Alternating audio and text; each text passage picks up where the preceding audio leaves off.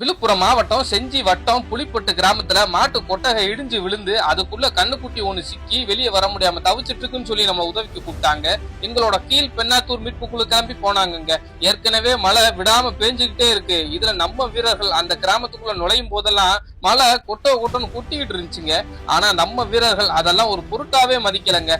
அங்க போய் பார்த்தா மழை அதிகப்படியா பெய்யறதால கொட்டகை நல்லா நினைஞ்சு ஊறி போய் எடை தாங்க முடியாம அப்படியே போட்டு அமுக்கிட்டு இருக்குங்க. நம்ம வீரர்களும் எவ்வளவு விரைவா செயல்பட முடியுமோ அவ்வளவு விரைவா செயல்பட்டு அமுக்கி கிடந்த கொட்டகையை பிரிச்சு எரிய ஆரம்பிச்சாங்க.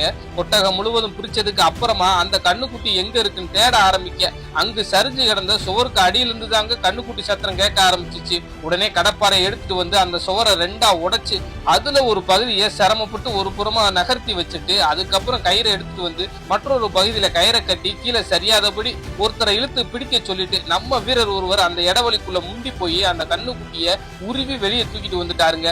நல்ல வேளையா கண்ணுக்குட்டிக்கு எந்த ஒரு பாதிப்பும் ஏற்படலைங்க. கடைசி வரைக்கும் மழையும் நின்னபாடு இல்லைங்க.